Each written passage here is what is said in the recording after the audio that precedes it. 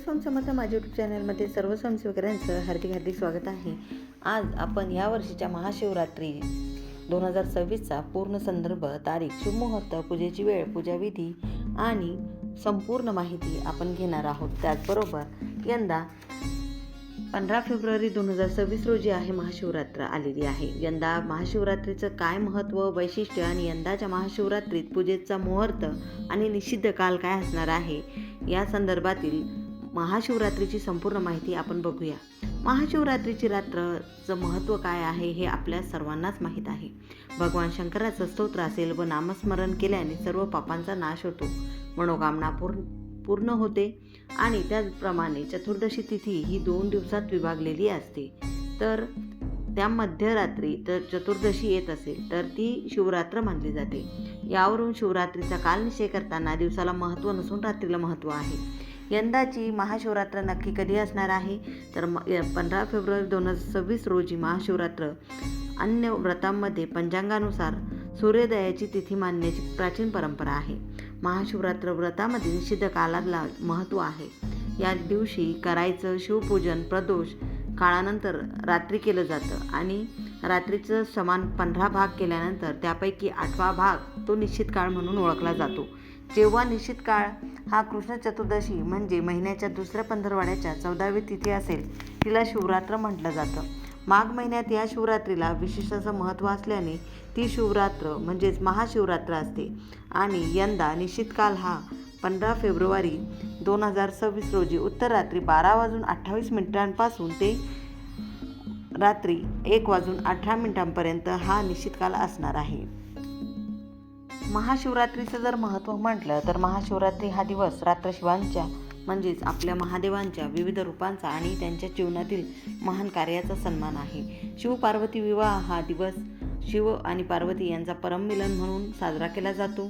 समुद्र मंथनातील हलाहल विषाचा ग्रहण केल्यामुळे जगाला वाचवण्यासाठी शिवाने विष पिऊनही त्याचा प्रभाव सहन केला. तांडव नृत्य असेल, जागरण असेल, तपस्या असेल, अंधकारावर विजय मिळवणं आणि आंतरिक शांती प्राप्त करणं याचं या महाशिवरात्रीची मुख्य शिकवण आहे. महाशिवरात्र म्हणजे एक रात्र नाही तर आत्मशुद्धी, जागरूकता आणि आध्यात्मिक उत्कर्षाची रात्र आहे. तर सर्वप्रथम आपल्या सर्वांना महाशिवरात्रीची पूजाविधी ही कशी करायची. सकाळी लवकर उठून नित्यकर्म आटपून पवित्र स्नान करून स्वच्छ आणि सुव्यवस्थित कपडे आपल्याला परिधान करायचे आहेत. मनात व्रत आणि परायणतेचा संकल्प करायचा आहे. घरात किंवा मंदिरात शिवलिंग स्थापना करा. गंगाजल, दूध, दही, मध, जल याने अभिषेक करा. बेलपत्र, फूल, धूप, दीप अर्पण करा आणि ओम नमः शिवाय या मंत्राचा जप तुम्हाला करायचा आहे. शिवचालिसा असेल, रुद्राष्टक पठण असेल, त्यानंतर शिवस्तोत्र असेल, ध्यानातून शिवाचं स्वरूप मनात विस्तारित करा. संपूर्ण रात्र जागरण करायचं आहे. प्रत्यक्ष मंदिरात किंवा घरात तुम्ही आरती, भजन किंवा ध्यान करू शकता. व्रत फक्त निश्चित काळानंतर आणि सकाळी पूजनानंतर मोडता येतं म्हणजे पारण करता येतं. आपण कुठल्या सेवा करू शकतो तर रुद्राभिषेक, शिवलिंगाला रुद्राभिषेक करू शकतो. शिवभक्त कावड घेऊन पवित्र पाण्याने भगवान महादेवाची पूजा करतात. पंचाक्षरी मंत्राचा जप करा. गरिबांना अन्न किंवा वस्तू दान करा.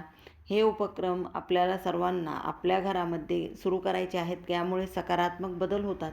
शांतता आणि शिवाची कृपा आपल्यावर प्राप्त होत असते. त्याचबरोबर महाशिवरात्रीचा उपवास कसा करायचा. माघ वद्य त्रयोदशीला म्हणजे आदल्या दिवशी एक वेळ भोजन करून किंवा सकाळी स्नान करून शिवपूजन करायचं, व्रताचा संकल्प करायचा, उपवास करायचा, पूजा करायची, जागरण करायचे. या 3 प्रमुख गोष्टींनी भगवान शिवशंकरांची उपासना करायची आहे.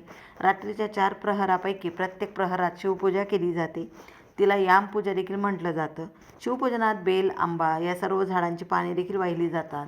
त्यानंतर शिवशंकराच्या पिंडीवर जलाभिषेक, रुद्राभिषेक केला जातो. शिवलीला अमृताचं ग्रंथाचं वाचन केलं जातं. त्याचबरोबर शिवलीला अमृतात या ग्रंथातील 11वा अध्याय देखील पठण केला जातो. हा एक अत्यंत पवित्र, आध्यात्मिक आणि जीवनाला सकारात्मकता देणारी ही रात्र आहे. या दिवशी शिवाचे ध्यान, जप आणि जागरण केल्यानं मन शांत होतं, अज्ञानावर विजय मिळतो आणि जीवनात नवी ऊर्जा मिळत असते. आता योग्य वेळा तुम्ही जर पाळल्या तर पूजाविधी आणि सेवा याचा अर्थ समजून घेतलात आणि या वर्षीच्या महाशिवरात्रीला पूर्ण श्रद्धेने पूजा साधना केली तर नक्कीच तुम्हाला भगवान शिवांचा आशीर्वाद हा मिळणार आहे. जर हा व्हिडिओ उपयुक्त वाटला असेल तर लाईक करा, सबस्क्राईब करा आणि शेअर करायला मात्र विसरू नका. झाले शिवाय महाराजांच्या निमिरुज करते. सर्वांना श्री स्वामी समर्थ.